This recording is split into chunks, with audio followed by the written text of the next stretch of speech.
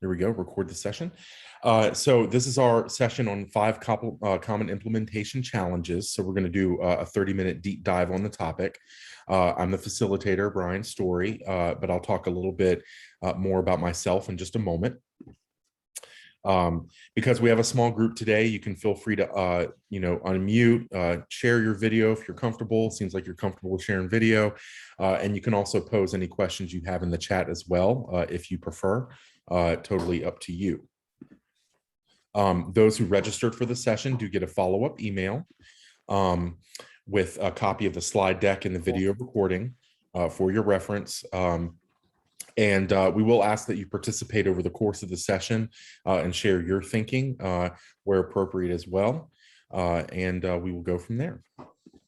Okay. So like I said, I'm Brian Story, and I'm our Director of Teacher Engagement at ASSISTments. I was a classroom teacher for a decade in Washington, D.C. public schools and Norfolk public schools in Virginia prior to this work. So happy to come in and provide any assistance and help that I can.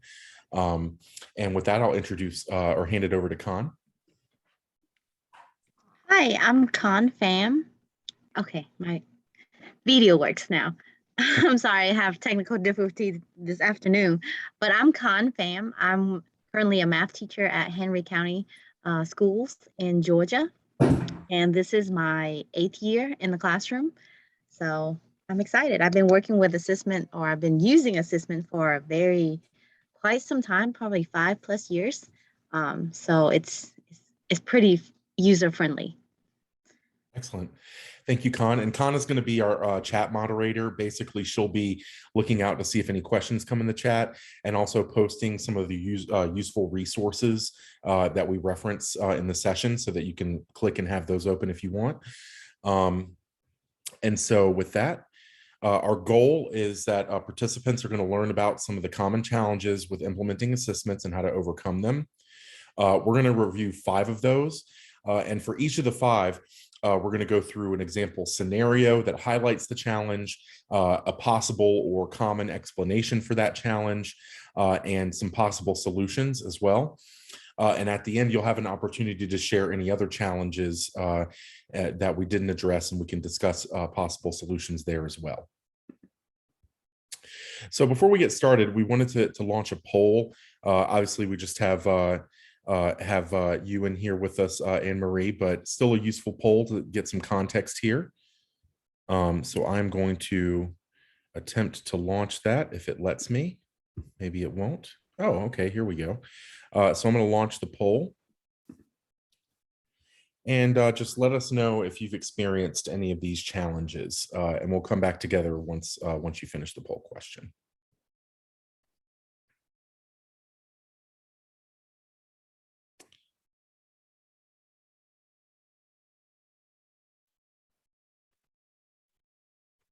Oh, it's a single choice. Yeah, that it was not supposed to be a single choice. I put that in as a multiple choice. So maybe just share aloud. Which of those common implementation challenges have you faced? I'm going to ask a question specifically with ASSISTments. Yeah, with those in the poll here, students pressing show answer, confusion. Right. Yeah. So we're just, I tried to use it a number of years ago, and when I was in the classroom, and we are just now getting on board. I'm hopefully bringing a large number of teachers in to be using it at this time. So I can't really answer your question. I'm sorry. No, that's still useful context. So y'all re-entering and get familiar with ASSISTments. That's great. And we also offer a lot of support services for teachers. If you're interested in talking more about that, to help teachers make the most of the platform. So we can definitely touch bases. Our feedback survey will contain an option to pursue that if you're interested. But that's exciting to hear. So that's fine. We'll go ahead and dive right into our anticipating and navigating these common challenges. We sort of, gathered these from working with our variety of teachers in different contexts over the years. And so we kind of see these as common challenges for teachers and students who are new to the platform. And we want to try to solve these to support your success and other teachers' success with ASSISTments in your classroom. And sort of key question to think about here is, how can I anticipate and solve common implementation challenges to maximize the positive impact of assessments? This is a question that a lot of teachers will ask when implementing any new platform, but it's sort of a good focus question for us today as well. And so to start us off with our first scenario, students pressing show answer. So the scenario is that based on student time spent on the assignment, you notice that students are rapidly clicking through assignments and pressing show answer for most of the problems. In terms of what could cause this, what we find commonly causes this is that students may not understand how accurate data will help you as the teacher in supporting them to be successful. And so to sort of respond to that challenge, we recommend regularly reviewing data with students to show them how that data is used and its importance. And also that it's reinforcing that it's low stakes. So, telling students that this is practice to help build your fluency in the material. It's okay if you make a mistake. When you make mistakes, it helps me to figure out how to help you better so that they're not just clicking show answer. And then clear communication on how the data is driving your instruction. So not just sharing those data points, but how telling students directly, okay, because of this, we are now going to do this activity to help you improve on this skill. All of that will help students to value the platform and see it as a way for them to give you a pulse check so that you can help them. And in the chat, Con, I believe she already did, but if you haven't already, Con, share a video resource of an assessments teacher sharing and discussing data with her students to give you an idea of like what we think is sort of a best use case for what that looks like. And so I know that you don't have you don't have a lot of direct experience with assessments to draw on for this, but I am curious if you've had similar issues with other platforms or any thoughts or questions related to that challenge. And you can feel free to share aloud. We haven't used any other platforms to do this before, other than our LMS, which is Schoology, and I know Assessments is going to be in Schoology soon. So we don't have, we've had some challenges there, but. So in general, I know that one challenge in the classroom can be, when you're giving students classwork, are they working on it with fidelity? And are they using their time wisely? So maybe one approach to this would be, how do, in general, in your classroom routines, how do you make sure that students take their assignments seriously? Maybe you could share a strategy for that. I think modeling and having them be part of how this isn't coming out right. Working in class with them so that they can see how you would use it. So spending some time doing it together, modeling what that looks like, having them get in and do some of it with you, because I think that's one of the things that will be helpful is, showing them what the expectation is, having them practice it. So that would be my my go-to right now. Yeah, no, I think that's exactly right. And we're actually going to address some of that directly in some of the other challenges we're addressing here by sharing some resources to help to onboard students. So that's definitely a pertinent way to approach it. You want to make sure students are clear on the routine and clear on the structure they're using, whether it's a tech tool or what have you, before you start holding them accountable for what they're doing in it during regular class time. So I think that's exactly right. In our next scenario, we're focused on student confusion with the score. So students are frustrated that their score lowers even when they eventually get it right. In assessments, your score goes down with each incorrect attempt, and they're worried how that's going to affect their grade, right? Because a lot of times students will see a number associated with their class assignment, what have you. They immediately think that's a grade, and then they think about the assignment in that way. From our perspective, a common explanation for this is that they think their score from assessments is a grade, and thus a lower score is bad. However, we recommend making clear to students how you use the score and any implications for grading before you issue an assignment from ASSISTments. And we recommend rewarding students for getting it correct eventually as well. So in other words, we don't recommend using the score as a grade, and we recommend explicitly explaining that to students, that this is a formative experience for practice. And that you may have a way of grading them based on norms on the assignment. Did you do it on time? Things like that. And so we share, and Khan's going to share in the chat, our example scoring rubric, which is just a quick and easy way to grade students during practice based on your classroom norms around completing an assignment, rather than them making a mistake during practice. And so both that rubric and the way that you do messaging ahead of time on what is this score, how is it being used, will help students to not cycle their frustration, with making mistakes into how they typically think about graded assignments, which, as we know, can cause students to shut down. Oh. And so curious, have you ever seen, even if it's not related to ASSISTments, have you sort of seen that challenge arise in other contexts where students get frustrated and sort of had other ways of, other tools in your toolbox to address that? I think part of what you just said is really important, just making sure they understand what I wrote down FA before you said the words formative assessment. Just making sure they understand what the tool is and how you're using it in the classroom. Keeping that open line of communication there is really important. And I think for them to see, this is why we're doing this way, is going to be helpful. And the ability for them to get feedback is critical in there too. So. Right, exactly. So making sure that messaging and communication is clear. And then, the other thing I would add is being very explicit that, like, I know that you'll see a score here. The score tells me, how much of a challenge the assignment is for you or how proficient you are on this standard, but I'm not going to penalize you for that by itself.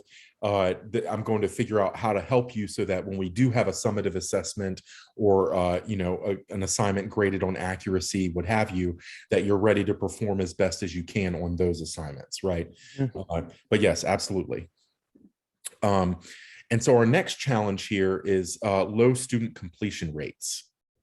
And so the teacher notices that only 60% of students are completing their assignments on time, which prevents the teacher from having enough data to make the platform useful. It's really helpful when, the vast majority, if not all students, have done the assignment so that you have a solid pool of data to analyze. One explanation for this is that students may just need more support so that they're comfortable completing assignments. And this kind of gets at what you mentioned before, Anne-Marie, and hopefully we'll kind of address that here as well. Modeling for students how to complete an assignment, including paying attention to answer format. We recommend giving them the practice assignment and watching the tutorials in class with students. And so our recommended resource here that Khan's sharing in the chat are our student practice problem sets, which are designed to be that sort of onboarding experience, get students used to the platform. Maybe you're doing this along with them in class and really getting them familiar with how ASSISTments works before you're assigning any higher stakes practice.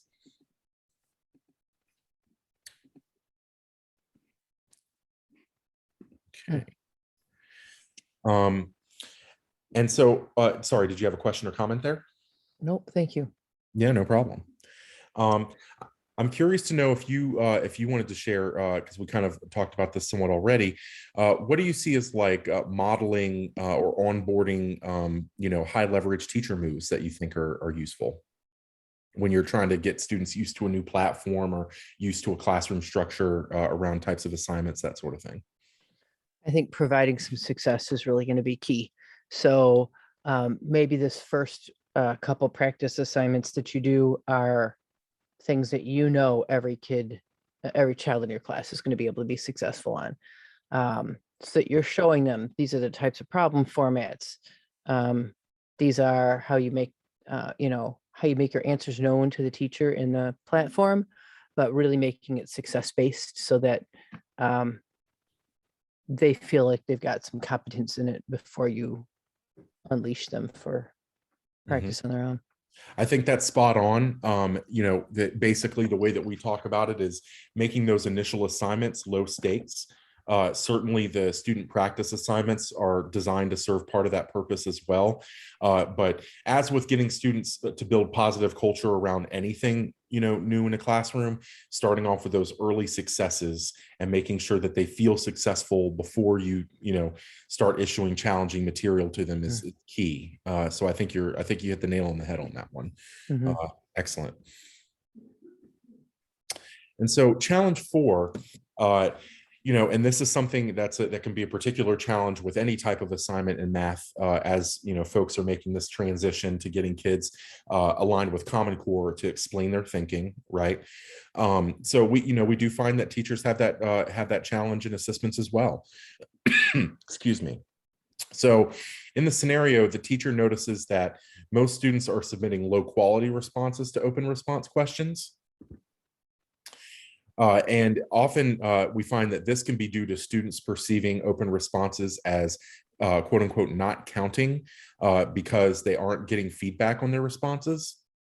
In our platform, a teacher doesn't have to provide scoring and written feedback on open responses. If that's not done, the score is unaffected.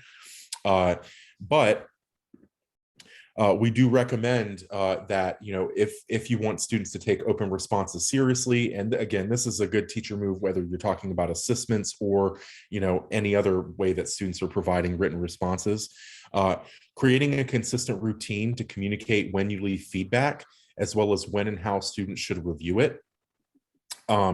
And here I've shared a resource from one of our expert teachers, and now she's a teacher coach for math teachers, Barbara Delaney, who shares some thoughts on how to provide students with individualized feedback on open responses and some different ways that you can leverage, you know, your LMS to make that even more valuable. But the core is, if you're going to provide feedback on open responses, what's the routine for having students go back to that assignment, look at the score and feedback given, and reflect on it in a meaningful way. And then if they know that you're looking at their responses, you're asking them to reflect on how they did, it's going to build that sense of, okay, you know what, when I write in math, it's also important. You know, we do a lot of math too, but math isn't just the math. It's, I need to be able to explain, and the teacher takes this seriously. And I'm curious, so for that, I'm curious just sort of to hear from you. You know, have you had any sort of common or similar struggles with getting students to engage in written, you know, type assignments in your math class, doing those written explanations? Well, I would think one of the things that comes up, last year was our first year with Schoology, and we did all of our assessments there. Kids wouldn't necessarily look at the feedback that you gave them. And so it's a piece of, I think it's very similar in terms of, you have to like do some education about, this is where the feedback is, this is how we're going to use it, this is how it will help you do X thing better. And so it's really it's a teaching opportunity, like this is how we're going to make this work for us. So I think that's right. And you know, just as with adults, right? Like if you're asking an adult to do some kind of work and it's not clear like what the product of that work will be and how they're going to benefit from it, then they're, you know, they may not be as engaged or work as passionately. The same is true of kids, right? So excellent. And I think our last challenge here, viewing student work, right? So ASSISTments is a digital platform. And so students might be submitting their answers in ASSISTments, but as a teacher, you still want to see the work that they're doing that help them arrive at the solution. You know, if there's an open response, they might be able to take a picture of their work and submit it. But for a lot of the questions, they're having to do some kind of math work and before they arrive at an answer and get feedback on it. And you may want to be able to see that work, right? And so students need to have a consistent communicated class routine for showing their work outside of the platform. And there are many ways that teachers like to do this. But we do, we don't want to leave you hanging. We want to make sure that teachers have some options and don't have to reinvent the wheel.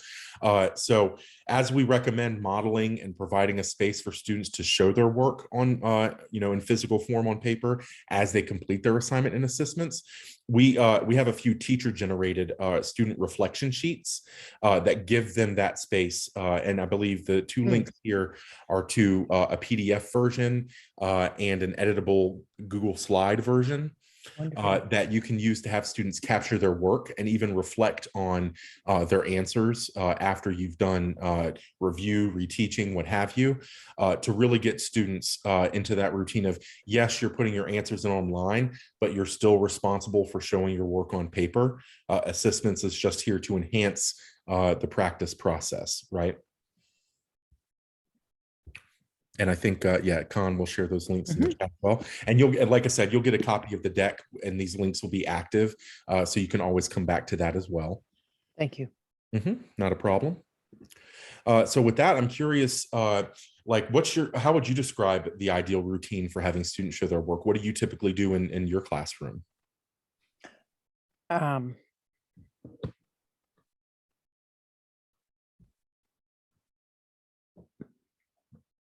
So I'm not a classroom teacher anymore. I only did it for 28 years.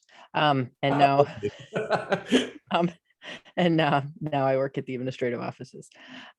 So I'm in classrooms, but I'm not the one. So I think one of the important things would be just having some kind of a way to reflection. We've tried a variety of different forms for students to show work on for some of our online assessments. Having multiple versions of that available. We've got some kids that have some assistive technology needs where they're going to have a little bit different formatting than many of the other students in the classroom. But I think what you've said makes perfect sense. There needs to be a plan in place. I'm happy to hear about taking a photograph of the work as an option. Absolutely. So yeah, definitely having that routine in place. And then apropos of what we were talking about before with that rubric and how you decide to score students when they're working in assessments, in that rubric, it actually contains like one of the ways that you get credit, and I believe in the rubric I shared, but one of the ways that you can get credit as a student is by turning in your actual work on paper after you finish the assignment, right? So that's something that it could be a part of the routine in that way. There's, the way that you grade them during assessments practice could be dependent on it, but consistency is key, and having some kind of accountability structure for students so that they know if I don't show my work, it's as if I didn't do the work, and that has a negative impact on, the teacher's understanding of my master. Excellent. So with that, I wanted to see, and maybe you could speak to, the experience that you had previously with assessments, if there were any challenges that you faced then, or any challenges you might anticipate with introducing a digital platform with students this year. Just anything that you'd like to discuss there, and we can, sort of talk about those. I'm sure my previous experience with assessments was when it was what would be termed beta. It was a number of years ago. I've got friends in Maine who used it quite heavily and still continue to use it today. So I've heard great things. One of our big challenges was that we were not one-to-one before. And so, it was not as practical. I also think the way it's set up now seems to be, it's much easier for me to click into the curriculum that we're using to find the exact problems for the students. That piece seems like it's more streamlined and is easier for us to use. We're piloting OUR for Algebra 1 and Geometry, and Illustrative Math for Algebra 2, and we have Connected Math 3, all of which are in there. So, it's, I think it's a great time for us to jump in. It will be a better opportunity when the Schoology integration is ready to go. But I think I think the previous challenges have all been fixed, now that it's in final, not beta form. Mhm. Well, we really appreciate that. I mean, we did do a lot of work to try to, take what used to be assessments and streamline the process, make it easier to use, more user-friendly. The data itself is easier to interpret and understand and provides a great level of detail at the same time. And we definitely hear you on the Schoology integration. So we appreciate you surfacing that as well. That is something that's top of mind.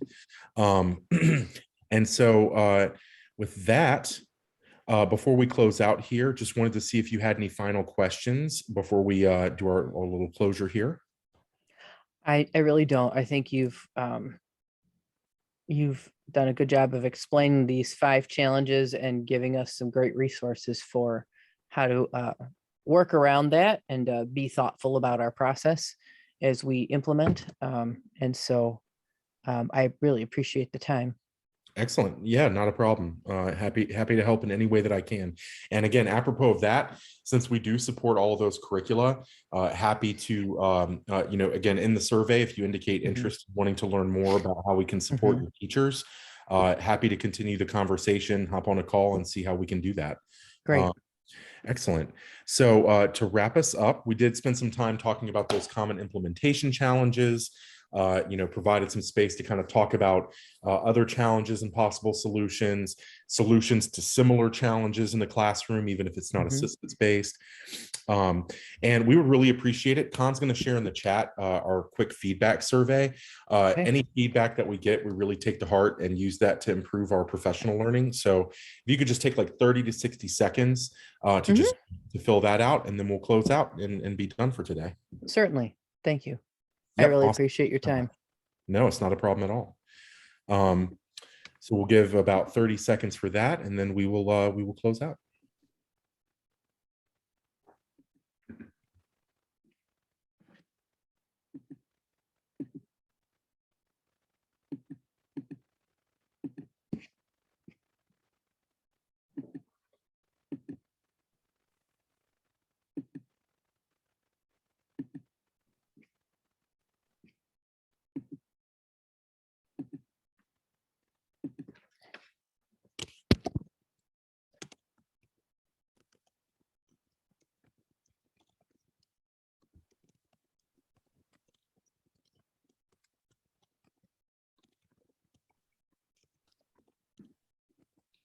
All right, and as you're wrapping that up, I'll just share a few little useful details. Again, this will all be in the follow-up email as well.